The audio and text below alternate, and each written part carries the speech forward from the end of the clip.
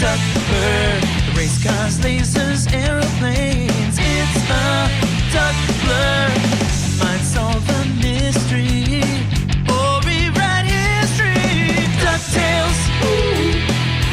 Every day they're out there making DuckTales. Ooh. Tales of daring, do bad and good luck tales. Danger. Watch behind you. There's a stranger out to find you. What to do? Just grab onto some DuckTales. Woo. Every day they're out there making DuckTales. Woo. Tales of daring, do bad and good luck tales. Woo. Not ponytails or cottontails, no DuckTales. Woo.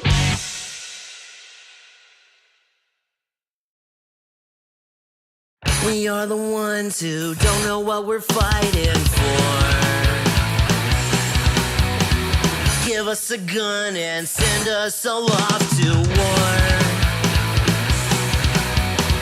We are the ones who grow up in violent homes. We are the ones who don't know what's right or wrong. I know. We are the ones. We are the ones. We are the ones who are born into war. We are the ones. We are the ones. We are the ones who just don't give a fuck no more. No more. We are the ones who don't know why we're losing score. Give them a badge so they can send us to the morgue. We are the ones who are scared to walk out the door. We are the ones who don't know what we're dying for. I know. We are the ones. We are the ones. We are the ones who are born into war. We are the ones. We are the ones. We are the ones who just don't give a fuck. No. We are the ones. We are the ones. We are the ones who are born into war. We are the ones. We are the ones. We are the ones who just don't give a fuck no more. No. Get off his fucking neck. The man makes you no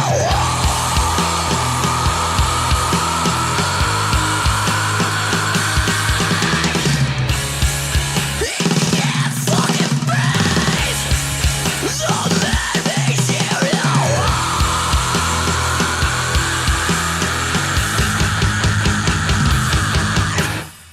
We are the ones. We are the ones. We are the ones who are born into war. We are the ones. We are the ones. We are the ones who just don't give a fuck. No. We are the ones. We are the ones. We are the ones who are born into war. We are the ones. We are the ones. We are the ones who just don't give a fuck no more. No.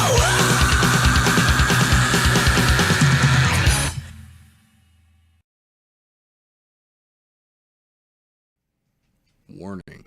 This podcast features adult subject matter, adult language, and things not meant for children to hear. Viewer discretion is advised. You've been warned.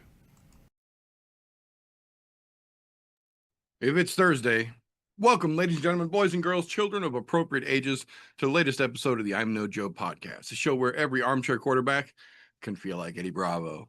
Today, as like most days, I have got a glorious panel here with me to break down all the shit talking and shenanigans, the fight announcements and fuckery that has trickled out the MMA pipeline since we saw you wonderful folks last.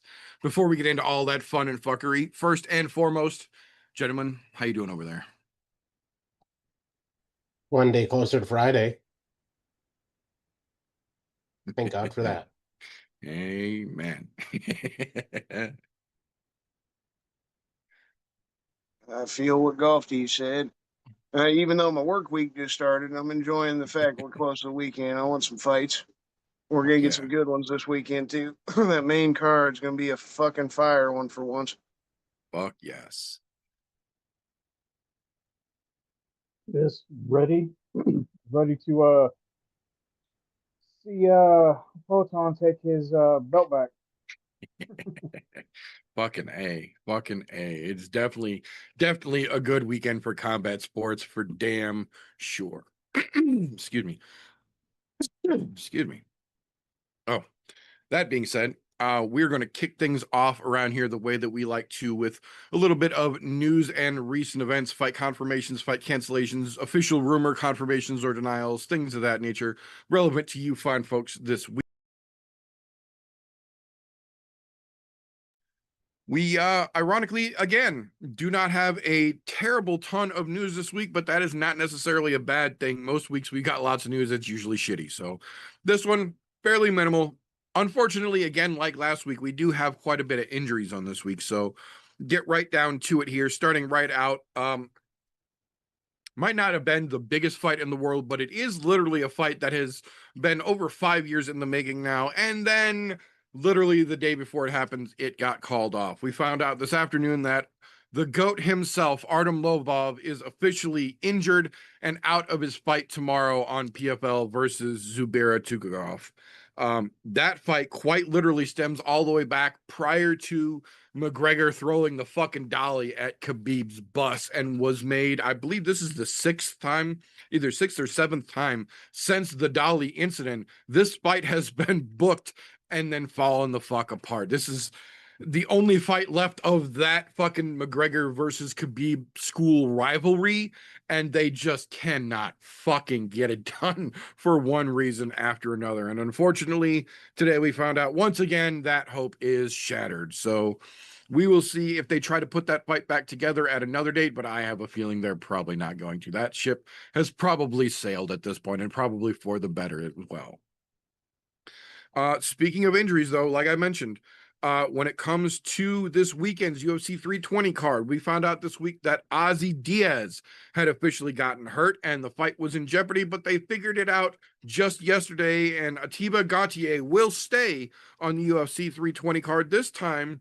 Now he will be taking on the debuting Trustin Vines Saturday evening. So nice that they get to keep him on the card. Going to be interesting to see how this gentleman makes his debut on short notice against such a hot prospect, but we'll talk more about that a little bit later. Fresh off of the weight misheard round the world, Brian Battle took on an absolute fucking can in Dirty Boxing 3 and got a very embarrassingly easy win. They've decided to bring him back. They are going to let him co-main event the next Dirty Boxing 4 against a gentleman named Nick Coring, who is on a 5-fight losing streak and has not won since 2019. So great matchmaking over there at Dirty Boxing, co-main eventing under Gable fucking Stevenson. That's going to be an entire joke of a fucking card unto itself, and they just keep adding more clowns to that circus. November 15th, Madison Square Garden, UFC 322.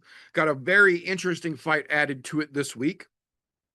Beneil Dariush, refusing to give up, is going to be taking on Benoit Saint-Denis at Madison Square Garden. That is a very, very interesting fight all the way around. Benoit Saint-Denis has had one hell of a rough up and down in the UFC, and Beneil Dariush has been staring at that fucking clubhouse on 18 for God knows how fucking long now and refusing to end his fucking round.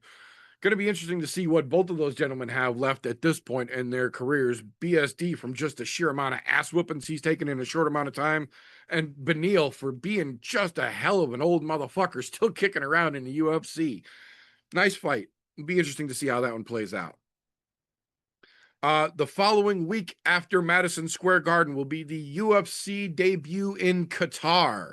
We officially got the main and co-main for the UFC Qatar card announced this week. The co-main event will be none other than, wait, what was his name? Bilal Muhammad taking on Ian Cucciato Gary. And in the main event, they're finally letting him back into the cage, apparently. Arman Sarukian will be taking on Dan Hooker for a title eliminator match. Very interesting pair of matches, especially considering that the UFC has basically blackballed Arman for a year-ish now at this point, and then now all of a sudden is going to let him back into the title picture with a potential win over Dan Hooker if he can get it. But the other side of that, after all the shit that Bilal talked about, how he would never fight Ian Machado Gary, he didn't care how many times the UFC offered him. Bullshit, bitch. Bullshit. He's going to fight him anyway. So, going to be interesting to see how Qatar shakes loose. Tying back into last weekend, we got confirmation this week that Jake Matthews has officially filed an appeal with the Australian Athletic Commission because, I mean, if you watch that fight, or even if you've seen the highlights from that fight, the referee jumped in and yelled, "Stop," with 1 second left before the horn sounded. And then after the horn sounded, said, never mind, the fight's still going. We're going to the next round," and told both fighters to get ready, and then kept the fight happening in real time. Everyone saw it. The commentators even fucking talked about it. Jake Matthews won the fight. The referee stopped it and then restarted it in between fucking rounds. That's not how this works at all, by any stretch of the imagination. Dana couldn't even pull that shit in Vegas. So I fully anticipate to see Jake Matthews getting that decision overturned in his favor. Unfortunately, but you know, this is the reason that we say it's so important to have quality referees at the top of the stack. It's one thing to have a guy who's new to refereeing doing a local fight. It's another thing to have a guy who's new to refereeing on a fucking international stage like this, making a mistake and then trying to correct it in real time like no one saw it. That don't fly, buddy. That don't fucking fly. I'm willing to bet Jake's going to get that overturned. Excuse me. We got an interview this week that was very interesting. Somebody was basically trying to prod Dustin Poirier and find out, you know, yeah, we get that you're retired and everybody retires at some point, but there's also, you know, the list of the quote unquote dream fights that every retired fighter still holds that they would be willing to come back for. And they basically asked Dustin Poirier, like, what is your dream fight? What fights would you consider coming back for? Without missing a beat, Dustin Poirier said, "I'm done with MMA. I spent my time in MMA. I did my time in MMA. I accomplished what I wanted to, and I'm done with that. But there is one fight that I would consider coming back for. Now that Dana and Zuffa boxing have become a thing, I would absolutely come back to put on the big gloves and go 12 rounds with Nate Diaz, because that's the fight that got away from me." That puts a whole monkey wrench in a whole bunch of potential plans that Dana has been talking about. They've been trying openly to lure Conor McGregor to come back for the trilogy with Nate Diaz or the trilogy with Dustin Poirier. Well, Dustin Poirier is retired now, and he's already said he's not coming back to MMA. Nate Diaz has been trying to get back into the UFC, and if it happens, I'm willing to bet it's to try and set up the McGregor trilogy. But if Poirier scoops in, gets a Zuffa boxing match, and beats Nate Diaz before McGregor can come back and run that trilogy with Nate in the UFC, that could absolutely throw a spanner in the works of trying to get that Diaz-McGregor trilogy to happen. Because if retired Poirier can put on the gloves and beat the shit out of Nate, which realistically, there's a good chance that could happen, I'm pretty sure that takes that Diaz trilogy off the fucking table for the UFC. But, you know, Dustin's technically retired. Dana's already said he's not thrilled about UFC fighters wanting to come under the Zuffa label and then try and do some boxing. So, you know, we'll see how that plays out. But if anybody that Dana would probably move some fucking rules around for at this point in the game, I would say it might be Dustin Poirier. But we'll see. We'll see. Last one I've got this week. It's been interesting to see the recent flood of talent from PFL and Bellator starting to now make its way over to the UFC, but we don't always see it going the other direction, at least not for the better anyway. And we got another case of that this week, after both being cut for, you know, journeyman-like performances, we'll call it. PFL has made a pair of signings that are two of the bigger names they have signed to their organization this week. That is Viviane Araujo and then Ariane De Silva, formerly Ariane Lipski, the Queen of Violence. I will say this, PFL is trying to keep names on their roster. At this point, it is much better for them to sign ex-UFC fighters than to bring in a whole flood of nobodies. Dana White's already doing more than enough of that with the Contender Series.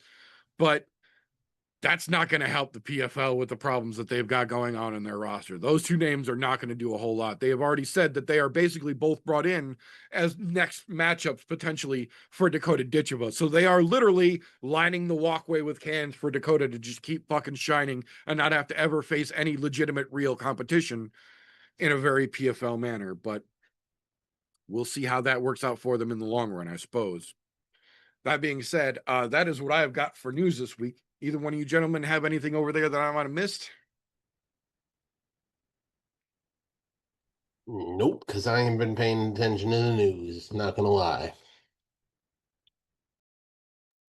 I get it. I get it. It's all good.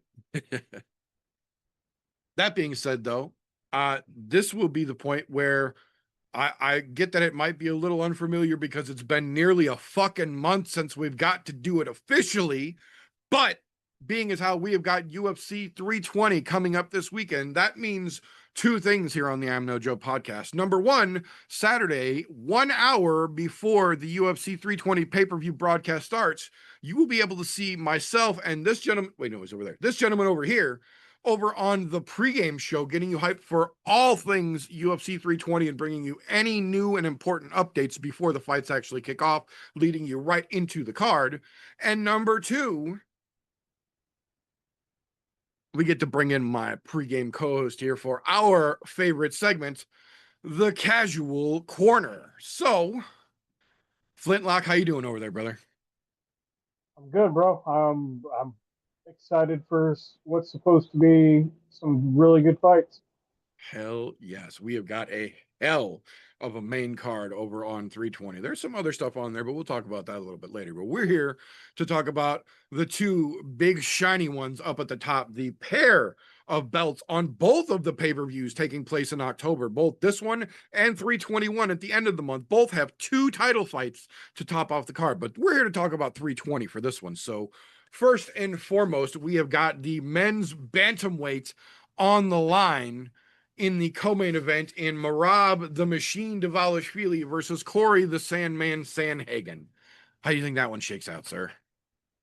No, I bet against Marab way too many times, and I'm actually kind of a fan of his now that I've watched him fight for a while. So I'm gonna take Marab.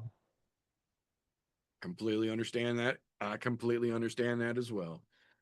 So that will bring us over to the main event, the men's light heavyweight belt.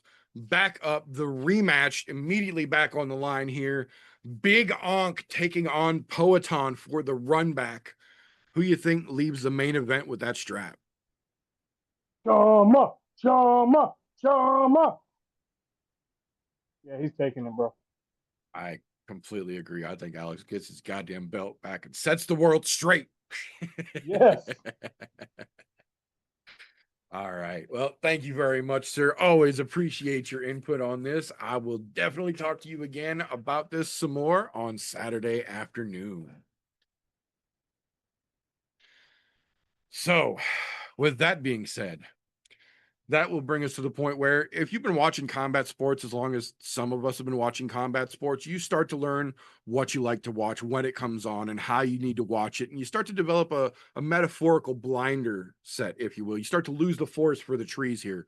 Luckily for us on the show, we've got ourselves a young person that's out there diligently and delicately just fingering the pulse of the MMA world to help keep us abreast of all the names that are going to be names before they even are names in a little segment that we call Slows, Cans, and Contenders. Appreciate you, brother. I've got nothing to talk about with the Contender Series from this week. I did not watch much of it. I went back and tried to rewatch the fights. Yeah, I remember a couple guys got some finishes, but there wasn't anything that stood out to me. This week, though, for pay-per-view, we do have a lot of trash to work through here, but we do have quite a bit that I'm excited about. There's some contenders to shine on here, but start off with one of those ladies' fights: Macy Chiasson versus Yana Santos. Those are two middle-aged ladies that are also mid-level, if best. They've been back and forth their whole UFC careers, and I don't think that fight's going to be very entertaining. Just throw that one in the trash real quick. You got the Puna Soriano versus Nikolai. What's his name? Nikolai. Where'd the fight go in my notes? Oh yeah, Veritenikov. Baratenikov. Yeah, one of those weird names. It's hard to fucking pronounce. There's the same situation. It's a middleweight fight with two middle-aged dudes. I don't think this one's going to be too entertaining. I always have fun calling Puna the Poon Hunter, right, because of his name. But that's the furthest that goes. I do think he won his last fight. So we'll give him that. But not excited for that one. You can throw the other ladies' fight in the trash. To me, Veronica Hardy, Brogan Walker. That's one of those. Why are these two girls even in the UFC? Not to mention, this is going to be a really boring fight where Brogan Walker's going to be laying on top of Veronica Hardy, or vice versa. In all honesty, we'll see how it actually goes, but it's not going to go well. Same thing for a guy's fight. Ramiz Brahimaj versus Austin Vanderford. Another situation, two people. Why are we in the UFC here? Oh, we know with the one guy because he's married to Paige Van Sant, and she probably did some behind the door favors. We'll always make those kinds of jokes here. I don't see any other way on how Austin Vanderford got into the UFC. It's also going to be a trash fight to me. And then a single guy, this all fights to me that I threw in the trash, but the one single guy, Ozzy Diaz, and I think he's being put up for slaughter. Clearly, obviously, Atiba Gautier has got something special. And they're doing the right thing for once. They're doing the right thing with him for once. 23 fucking years old. Let's take it a little slow. Just throw him shitheads so that he can keep knocking them the fuck out and having fun moments. We'll give him bigger fights later on down the road. That's exactly what you need to do right now because the kid only had a handful of fights coming in the UFC. So we'll see what he can do against the short notice guy because Ozzy got hurt. Oh shit! You see, I work all the time now. That was in the news. That was one of the first ones I covered in the news. Ozzy got hurt and he's out. They're bringing in a new guy to make his debut. New guy doesn't look terrible, but he doesn't look fucking great either. So it's still going to be interesting to see what Gautier can do on short notice now with another relative nobody like Diaz. Fairly comparable, I'd say. So he threw himself in the trash, and that just makes it even funnier for me. You're putting Ozzy Diaz in the trash. He threw himself in there. He doesn't even get to fight. That's good shit. Okay, so my contenders. Now I already fucking know what Golf T's going to say about this. Most people, he personality-wise, you can throw Joe Pyfer in the trash can, but the dude's still on the fence. Yeah, every time I bring it up, the guy's had the one loss to Jack Hermanson, and yeah, he shat the bed in that fight. But if he keeps knocking dudes out and working his way back up, middleweight's so easy. It's just like light heavyweight and heavyweight. Until you really get to the top 10, it's so easy for him to get in that position. But contender's the best that I can do because the dude runs his mouth all the time, and he had a decision victory against Kelvin Gastelum in his last fight. So he's not going out there and continuing to knock dudes out. So Edmund Shubazian, he's another one. This is a clear and obvious contender. Kid's still young. He's 29. Every one of those big moments, he's failed to get it done, but he's still got the chance to bounce back. He's looked good lately in his last few fights. Let's see if he can keep stringing them together. And then the Basharat brother here. Both of them are, to me, on the fence. Fareed, we haven't seen him as much as his brother Javid, right? But I think they're both still undefeated. At least Fareed is, I think. Oh, let me look at my notes. God damn it. Yep, 13-0. Yep, yep, yep. At least this one's undefeated. Um, so he's on the fence for me. We'll see what he can do. Chris Gutierrez isn't a great test because he's already shown that he's not worth like the top 15 rankings. But that's the best I can do for him. I think contender fight, Patchy Mix and Jacob Wicklax. And the biggest reason is Jacob. He can build himself off of Patchy just like Mario Batista beat Patchy, kind of built himself a little bit. He's getting Umar Nurmagomedov next. It's better than what I thought he was going to get. Patchy could bounce himself back in, but at the same time, they're throwing him a guy making his debut. So he literally got thrown all the way to the bottom. He's got to work his way back up at this point. But I'm excited for that fight in general. I think it could be a good fight. It's another kid coming from KSW, and he's actually got some talent. The one situation about his record, he's fought the same dude like 5 times. Yeah, that was the one thing I thought was funny. He fought the same guy like 5 times. Now he's 3-1-1 in that. He's got the 1 draw. He's 3 victories. Only lost to the guy 1 time. So we'll see how he does in his debut. But I think that's one of the fights to look forward to. Mentioned Atiba Gautier, the 23-year-old with some serious knockout power. He's like a small version of Francis in my eyes. Excited to see what he does this weekend. Ju Sing Yu, he's like a mini version of Korean Zombie. He's another kid I'm really excited to see how he does in his second go of the UFC.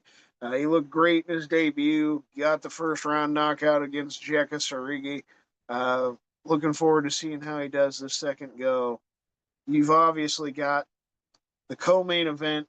To me, is one of the most exciting fights on this card because Corey Sandhagen not only has the height advantage, he has the length advantage, right? Thing that people tried to hint at with O'Malley. But the difference between O'Malley and Corey can actually fight. He does have some ways to get knockouts. He has a lot of damaging strikes with those elbows and the knees. He's very crafty on the feet, but the dude's really well rounded too. He's been showing it more and more lately. So I'm excited to see how this goes. Do I think he's going to actually win? No. I hope to hell Corey wins, but I think Marab's going to win still. But this fight is exciting as fuck to me. He's the only dude right now, after Marab beat Umar and he's beat Sean twice, all that. There's nobody else right now in that division that I feel like has a chance to even come close. So this is really exciting. If Corey goes out there, puts on his best performance, he's been training out there in Colorado with Trevor Whitman. We'll see what he can do, man. Like, it's exciting. That's one of the most exciting fights on the card to me. Yusuf Zalal is the only other single guy I wanted to touch on. It's not going to put him in title contention like he's saying this week in Media Day if he beats Josh Emmett, even if he lays Josh Emmett out cold, but it would put him in a good spot. The dude's already a contender. He beats Josh Emmett, and if you do it in an exciting way, you're going to win some fans over. That's the big thing. Don't start going the Lerone Murphy way that he was on until he just knocked out Pico. You don't want to keep winning decisions. Don't play it safe. I know the dude's got a lot of power, but you got to do something exciting to really get your ass up there. If you want a title shot, that's how you got to do it. But we'll see what he can do this weekend. I think he's going to win no matter what. It's just how does Yusuf do it?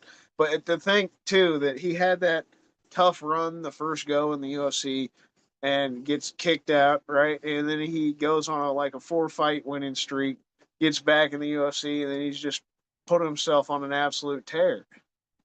It's been fantastic up until this last fight where he just won by decision. That was the only one that was like questionable and boring. It's like, okay, man, you were playing it safe.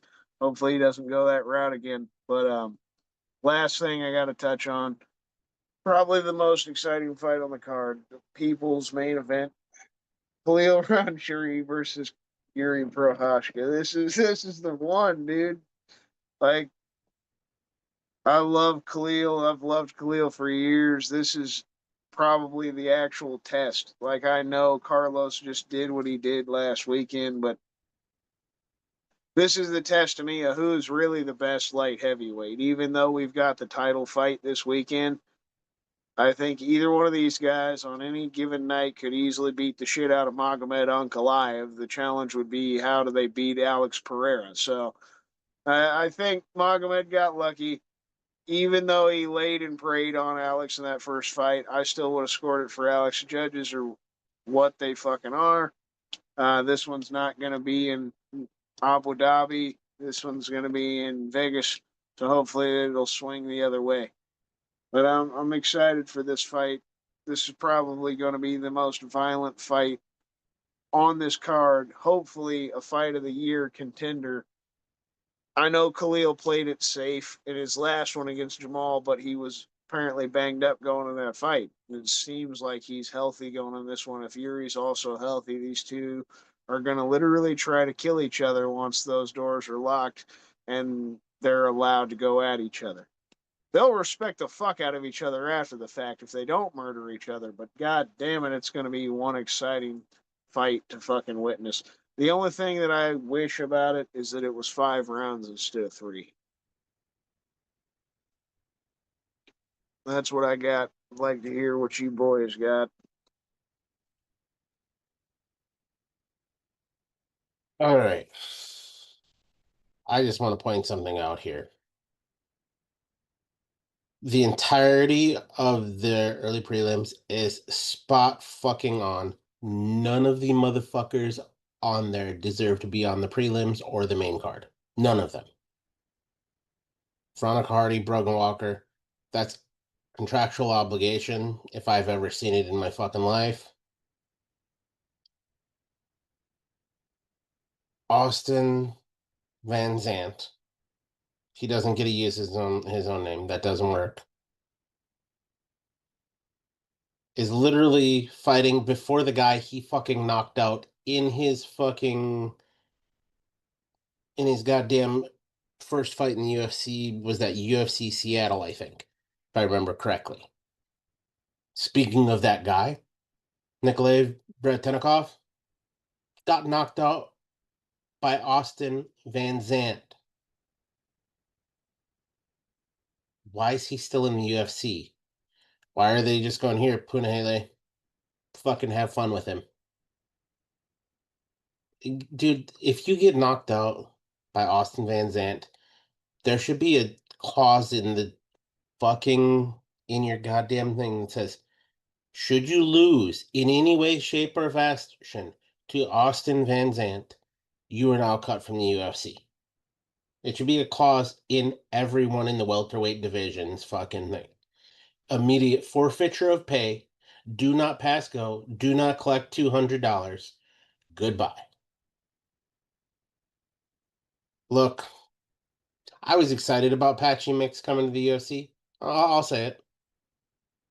But the way he showed up, fuck Patchy Mix. Got onto the brightest stage, the brightest lights, and got fucking stage fright. His little wiener decided to play the old turtle game and go right back inside because he's a big fucking pussy. That's right, Diamond Upside Down is a pussy. I'm hoping Jacob goes in there and dog walks the shit out of him. Come over from KSW, call it a fucking day. Let's remove Patchy Mix from this. Look, I hate to say this, but the UFC wait until a lot of these fighters are past their prime to pick them up when they were really good and probably could have done great things in the UFC. I mean, we're seeing it left and right. Patchy Mix was fucking solid in his prime. Obviously, not his prime anymore. I mean, we've seen other people that they picked up great in their primes in the organizations that they were in, look like they could have shook things up in the UFC. Come over here, past their prime, look like dog shit. Speaking of dog shit, we're not even going to talk about the Premier Prelim. We're just going to throw that clean in the fucking trash because fuck them bitches. All right. Now to find something nice to say before we even get to the main card. Actually, nope, nope, nope, nope, nope. Fuck that. I'm skipping to the goddamn main card. Fuck Joe Pyfer. I don't care about his attitude. I don't care about him as a fighter. In fact, if he was to get hit by a truck on the way to the weigh-ins, that would be fantastic. In fact, I'm going to go ahead and say I hope Abus Magomedov completely ruins him, makes him never want to fight again, makes him go and cry to his whoever. Joe Pyfer, fucking hate him. Overhyped, overstuffed down everybody's throat. When they say, oh, well, he's knocking people out. Yeah, it's easy to knock out fucking dented soup cans. It's easy to remove those off the shelf. Abus is nothing special, but he better be special enough on Saturday to beat the fucking brakes off of Joe Pyfer. Make him wish that he had stayed on fucking drugs. All right. Now on to some nicer things. I am fairly excited to see the only fighter from Afghanistan that seems like he's worth a damn, which is Farid Bashaw. They are giving him Chris Gutierrez kind of as a sacrificial goat, in my opinion, because Chris Gutierrez is, well, he's the definition of cold, cold, cold, cold, only hot once every like 10 fights. So hopefully he gets him on one of those off nights and Free just gets the style on him. Because to be honest, I like seeing guys from countries where we don't generally see fighters. I want to see them do well. Because you know what? Maybe get some more people fucking involved. Maybe get some of those Sharala motherfuckers off their high horse. Teach them, hey, we can do things that, I'll say it. Muhammad, I don't care. Muhammad, fuck Muhammad. And I'm not talking about any person named Muhammad. I'm talking about a deity. Thank you. Please come after me. Yes, a deity, allegedly. But no, I honestly, I hope Creed does fantastic. He's looked all right so far. He hasn't been a world breaker, but I think that's because he's young into his career. And the other part of that being where he came from training wise, they don't have the greatest trainers in Afghanistan. But if you can do that well on what you've got here, and knowing that he's moving gyms and he's going to get better, which is fantastic. Love to see it. Edmund Shabazian. He's the soup can tender to me. By that I mean he's never going to be a contender, but he very well could be a soup can. We just don't know. I think he will forever be a journeyman fucking middle of the road, not see the rankings fighter. So he's my soup can tender. And poor Tristan Vines just getting fed to the goddamn wolves on short notice to Teba. Gautier is gonna fuck his world up. That fight's gonna be over in a round. Guaranteed. What a way to kick off watching Joe Viper get his fucking ass kicked. I'm gonna be hyped for that. Oh, get that knockout in there first round. That way I'm hyped to watch just Piper just fucking eat canvas and bleed out of his mangina. Now, on to the rest of this. The rest of that fucking card is just, I will say, it's fucking good. You got a knockout artist and Josh Emmett versus Yusuf Alal's got kind of a big mouth. I'm not gonna lie, I kind of want to watch Josh Emmett flatline him. I want to see him flatline him so goddamn bad that Yusuf Alal gets a call from some country boy in Arkansas saying, "Hey man, I fucking been there. It'll get better." Josh Emmett has the power to do that, by the way, especially at featherweight. Yeah, the fight itself, it should be kind of interesting because there's a high risk, high reward in that fight. Where Yusuf, you're risking your life every time you step inside of arm's length of Josh Emmett. Just putting that out there. I will 100% agree with Christian. The best fight on the card, as far as banger is concerned, is going to be the People's Co-main event. Yuri Prochazka and Khalil Roundtree. Roundtree had one bad fight. One. And I say bad. He wasn't terrible. And that was against Alex Pereira. One of the baddest dudes on the fucking planet. I'll say it. Yes, we've seen Pereira get fucking beat. But if it's just a stand-up fight, good fucking luck touching him. Then you've got the Machine and Corey Sandhagen. This is a long time coming for Corey Sandhagen, in my opinion. A very long time coming at title shot. Because he kind of got screwed out of one by getting choked out, was that 4 years ago or so? Back when Marab's training partner managed to choke him out and end up with the title. That very well could have ended up being the other way around, and Corey could have been the title holder for quite some time. But Rob has been the fucking Machine, so there's a lot to say about that, and that's going to be one hell of a 5-round war. And I'm not saying war because of they're going to swing for the fences on each other. It's because it's going to be a very grinding fight, no matter what way you look at it. So it's going to make it really fucking interesting. And of course, the main event, not the best heavyweight title fight. Will Ank keep it? Will Pereira knock him out and avenge his loss?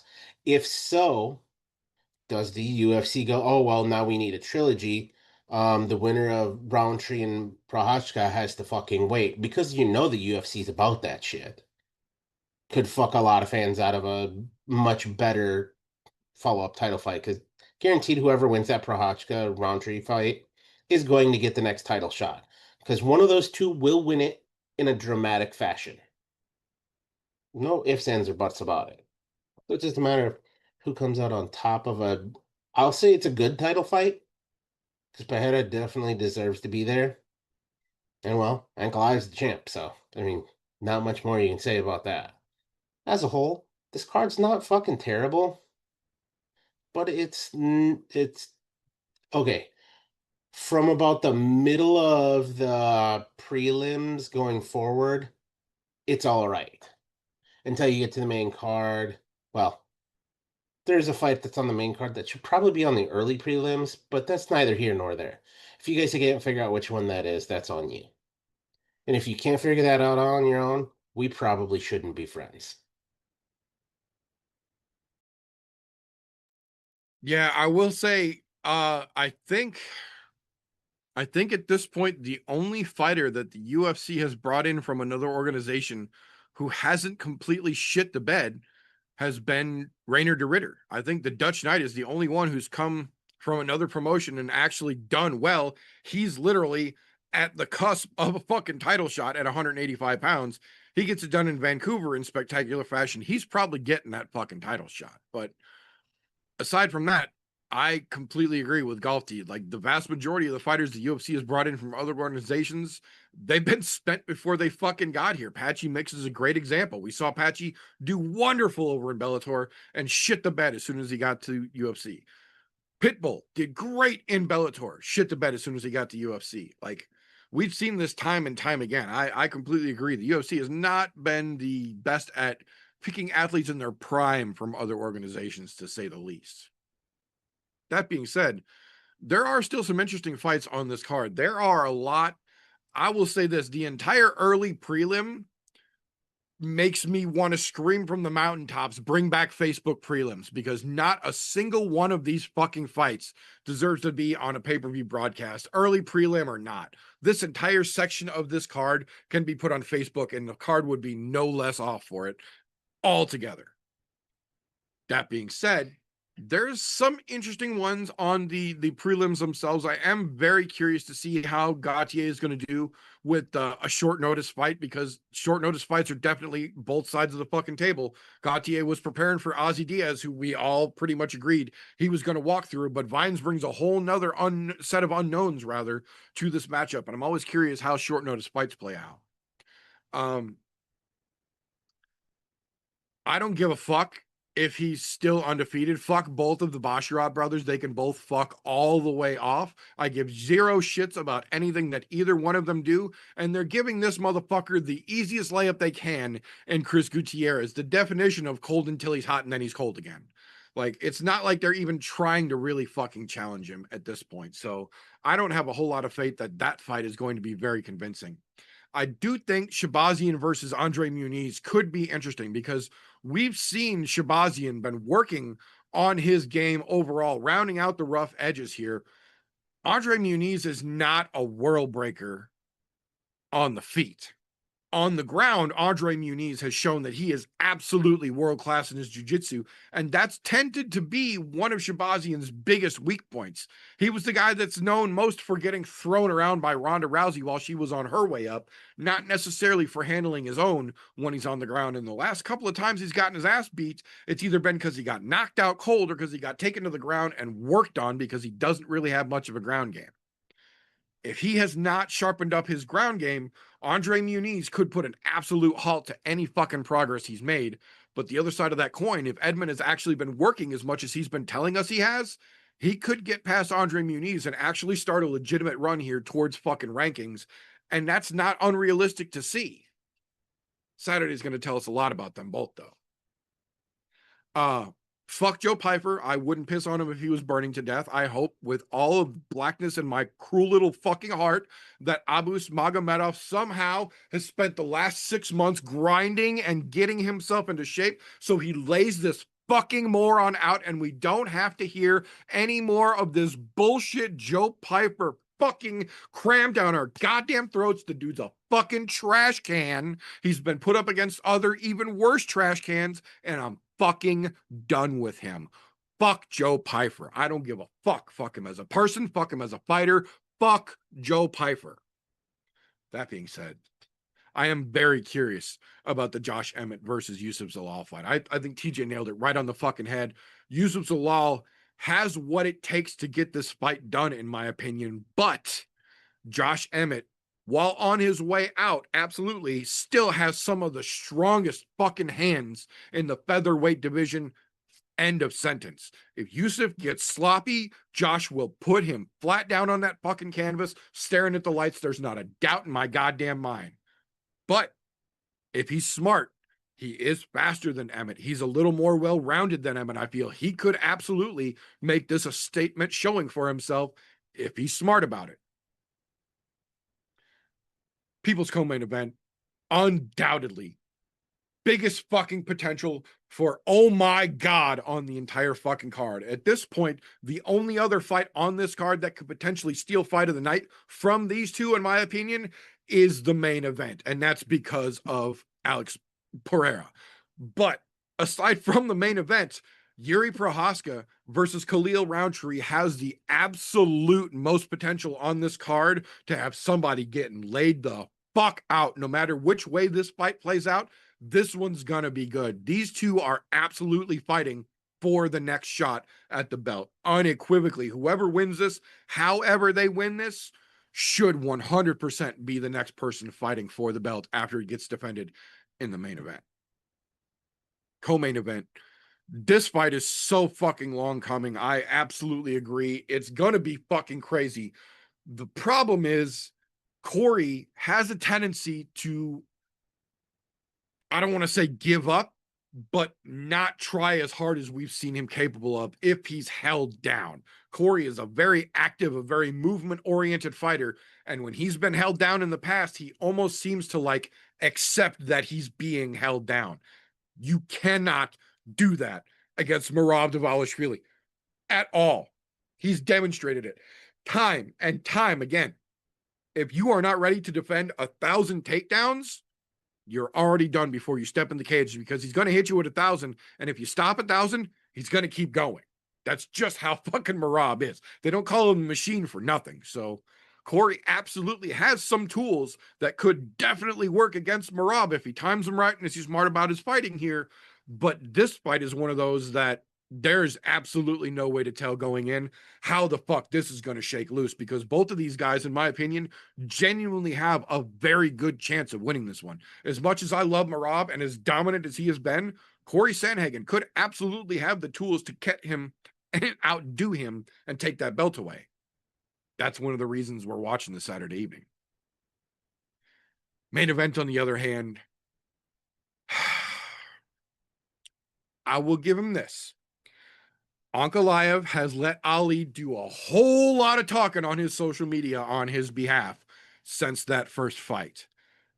I don't believe a word coming out of Ankalaev's mouth himself in the shit talking that he's been doing this week in front of the cameras. I think that is all rehearsed shit that was given to him by Ali.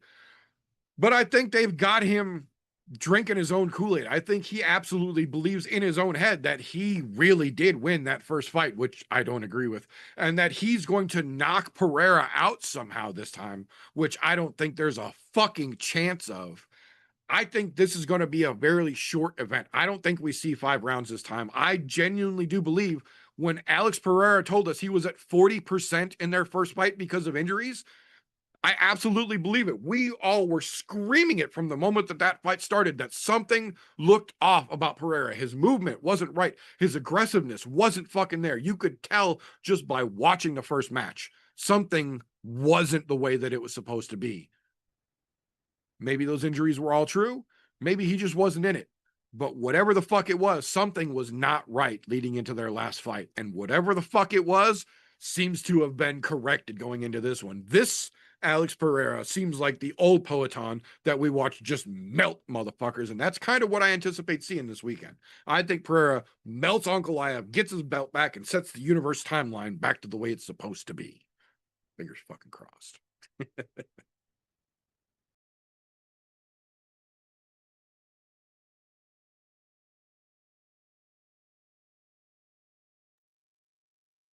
Well, at least TJ got to give us his thoughts before he had to go. And I think all of us agree we got a good few fights towards the end. There's this weird aspect of the UFC nowadays not being able to give us at least decent shit to build up to it, but I think there's some diamonds in the rough, and I'm excited for those few at the end. So, just like you boys said, we got something to look forward to this weekend. So, appreciate your boys' thoughts. Thanks for the time, like always, brother. Thank you very much, sir. Always appreciated. So that being said, that'll bring us to the only segment in the show that actually requires its own individual disclaimer. So if you will.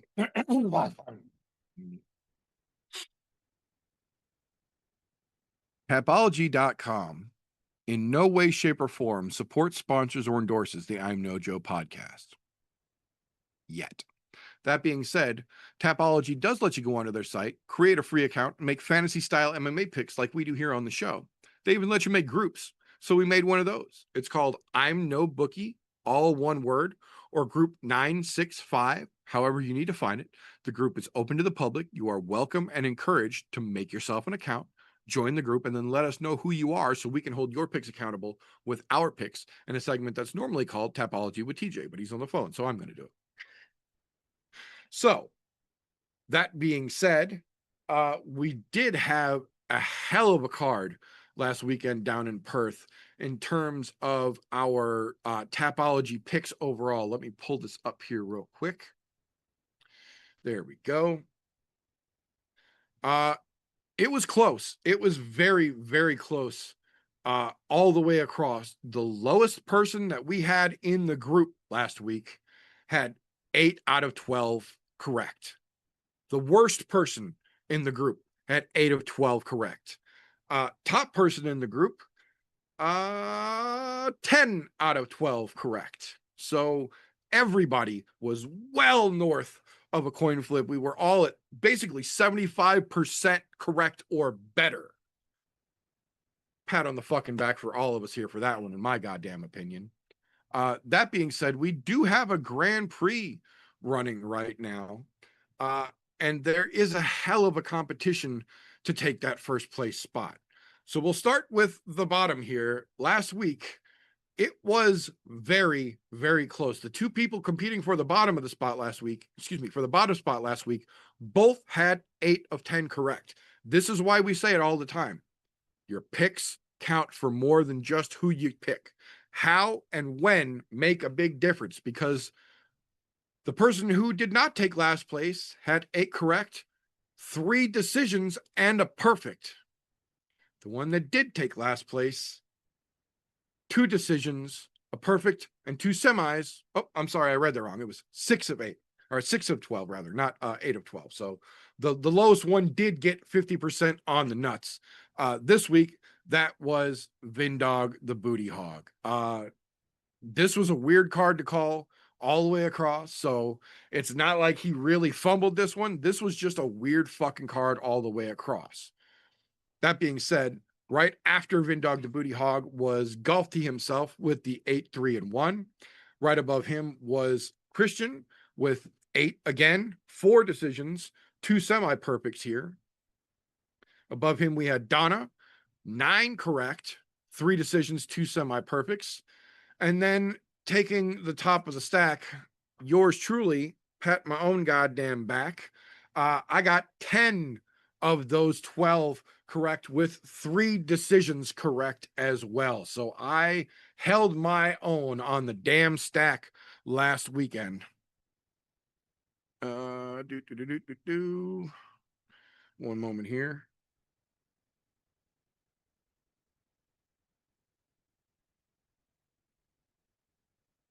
Okay, just Galti let me know he did have to step away. He will probably not make it back to the show. That being said, overall standings in our group here for the Grand Prix going forward this evening, or as of this evening, excuse me. Sitting atop the stack, Donna with an even 2,000 points. Right below her, just 20 points down with 1980. Christian fighting for first. Just below him, 60 points down, 1920. Golfty. Just below him, 1825 is Vindog the Booty Hog himself. Chasing behind Vinny is yours truly with 1615. And then sitting down in last place right now is the one and only Don himself with 1545. There is still more than enough time in these. Let's see, we are on to 320. So we have 4 cards total left, counting this weekend. There is absolutely still enough time for any of us to fuck up or do good enough to swap places and knock Donna out of first. Going to be interesting to see how we get there, but it is possible. So let me pull up some odds here for us real quick. Since Galfty had to step away, we will go. We're going to look at DraftKings today because that's the first one that I saw. Okay, so let's take a gander here and see what the big ones are.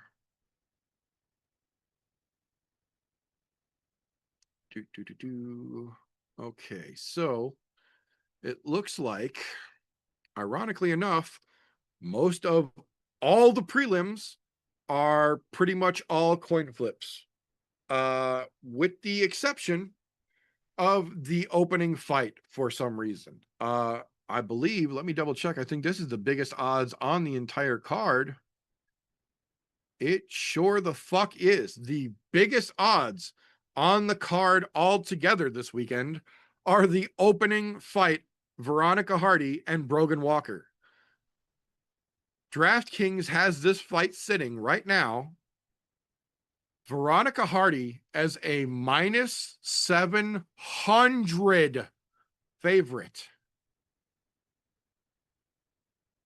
against Brogan Walker as a plus 500 underdog. I do not understand where the fuck they are pulling those odds from, but you better wash them off because your hands are going to be brown. I'm telling you right now. Oof. Like I said, otherwise, pretty much coin flips all the way up and down the board or relatively close to it. Puna Soriano minus 325 against Veretennikov at a plus 260.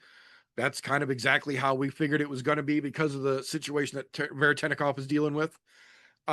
I will say this is a little bit interesting to me. Patchy Mix, a minus 310 favorite versus Jacob Wilsack at a plus 250 underdog, making his debut here. Kind of interesting. I think they're giving Patchy a lot of credit here, especially considering what he showed us last time out. Coin flip, coin flip, coin flip.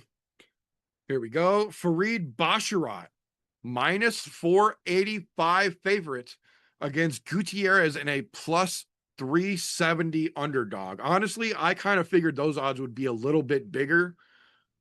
I can see him being there though. Shabazian, minus 325 favorite against Muniz in a plus 260 underdog. That seems about right. That's basically exactly what we were fucking saying here. I will say this is a little interesting to see. Joe Piper, fuck Joe Piper, coming in at a minus 250 favorite versus Abus Magomedov at only a plus 205 underdog. That one is relatively a fucking coin flip there. So even Vegas isn't really sold on Joe Piper at this point in the game. A little surprised to see this one. Yusuf Zalal is a minus 470 favorite against Josh Emmett, coming in at a plus 360 underdog. Those odds are a little further than I would expect them to be. And honestly, for my sake, if you got a spare $5 or $10, you're going to throw on a fight and not really give too much of a fuck how the outcome goes. This might be that one to go. Like we mentioned, Josh Emmett is far from fucking done, and that boy still has serious fucking power. If he clips Yusuf and puts him down, plus 360 ain't bad to make a little bit of money back. Not a guarantee, but definitely the easiest one I've seen so far to lean into. That being said, People's Co-Main here is close as close can get. Minus 198 for Yuri as the favorite, but plus 164 is Khalil to the underdog. That's basically as close to a coin flip as you're going to get in a big fight like this. Vegas does not seem to agree with me much on the co-main event because DraftKings has Merab Dvalishvili sitting at the minus 410 favorite against Corey Sandhagen as a plus 320 underdog. I honestly would have probably put those odds a little closer, but the machine is the machine, so I get why they're stacking them in his fucking favor. That being said, main event, last one we've got here. I am genuinely befuddled by this. I don't understand how they got here. DraftKings, as of Thursday evening, looking at this right now, has Magomed Ankalaev as the minus 258 favorite to win against a plus 210 Alex Pereira in the underdog spot. I don't understand that at all. That one I could have seen being closer to a legit like plus 100, minus 100 coin flip. To give Ankalaev the minus 250 versus plus 200 over Alex, that's a little odd to me, to say the least. But Vegas seems to think that they've got everything figured the fuck out here. We will see how that actually plays out as we get a little closer to this weekend. That being said, normally this would be the point where we would break down and we would get into the pit, but as you saw, unfortunately, Golf Tee had to step away for a little bit, and we are physically too short on folks to do a pit this evening, so we will just delay that. If you are interested in all things 320 and all updates relevant before the fights happen, you will have to catch myself and this guy. No, he's over here. This guy. Saturday afternoon, 1 hour before UFC 320 kicks off for the pregame show, and we will keep you up to date with any changes or relevant information to UFC 320 on that card, because sometimes life happens and that's just how it goes. That being said, though, that is going to be all that we have got for this particular episode. But when we wrap things up around here, that is not the end of the fun. We try and go live every Thursday evening when there are big fights to talk about, generally around 9 p.m. Central Standard-ish, here on youtube.com/@I'mNoJoe. Also live dual cast to twitch.tv/I'mNoJoe. You could pick us up on either one of those. The replays also do stay live, so you can catch the replay if you don't get to see us live. If you don't get to catch the replay or you don't want to catch the replay, I also understand that. I own mirrors as well. For that reason, the week after we go live, I put the all audio version of this podcast up over on anchor.fm/I'mNoJoe. You can use that to get it to your podcast consumption platform of choice. Google, Apple, Spotify, you name it. It goes out everywhere there, free just the same. If you really like what we get up to around here, we would ask that you help us do what we do around here. And the best way to do that, patreon.com/I'mNoJoe. For as little as $1 a month, as much as you are comfortable giving, you literally help us do all the crazy things that we do around here. And in exchange for your gratitude, first and foremost, we put your name on the end of every broadcast on the channel so that everyone can see how fucking awesome you are helping to support us. But more than that, at any tier of support, you get access to the unrestricted and unairable content, all of the shenanigans that got us kicked off of OnlyFans, plus Patreon only content that is in the works right fucking now, all for everyone and anyone that helps support us do what we do. That being said, when we wrap things up around here Thursday night, that's not the end of the fun though, because tomorrow morning and pretty much every Friday morning, you can catch this gentleman. Wait, yeah, he's over there. This gentleman and his other half dropping their podcast, the Slow Bake and Contemplate podcast, over on Spreaker.com. Links to their podcast and their social media, as well as their very own channel over on the I'm No Joe Discord, all down below. Go click on it and tell them how fucking good they're doing. Appreciate you, brother. And even if he had to bounce out early, life gets to you sometimes. Brother Golf T Vapes, he's also got all of his information down in the description below. He's been on a little hiatus, but he's also got his own show most of the time around our time, 9 o'clock on Wednesdays. You can check him out on YouTube, The Foggy Fairway. Whenever he's back around, you check him out on those times. Make sure you follow him on all the socials, so show the brother some love. Absolutely.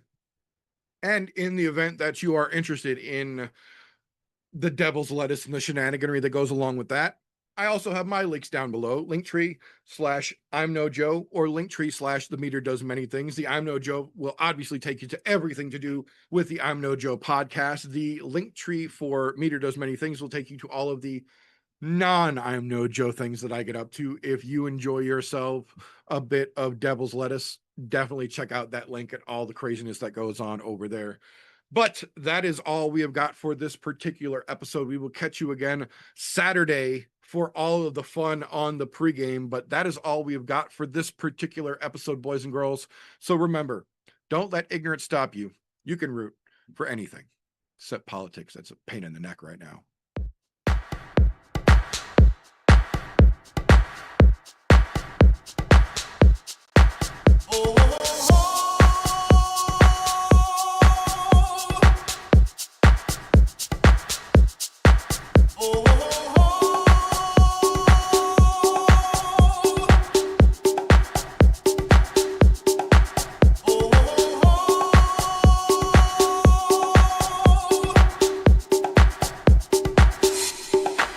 Everybody was kung fu fighting.